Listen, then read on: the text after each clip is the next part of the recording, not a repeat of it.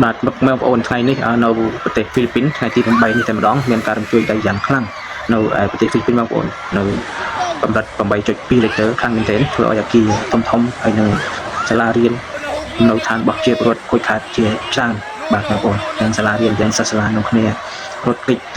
មិនទាន់មានបាក់សកត់ខ្លះអីខ្លះចឹងបងប្អូនហើយមានការចូលរួមការសោកស្ដាយសម្រាប់ប្រទេសហ្វីលីពីនដែលជួបគ្រោះធម្មជាតិដ៏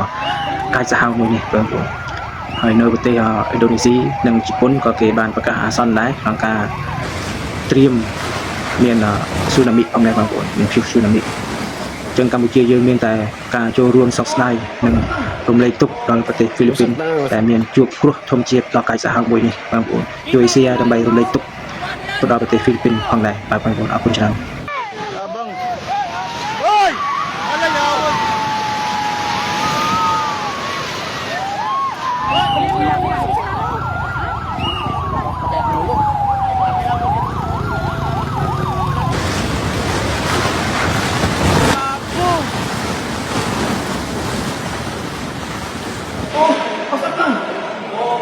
Wasak na, wasak.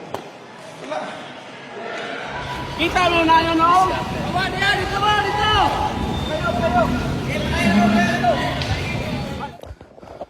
Uy, mabagal. Mapaglilinog siya.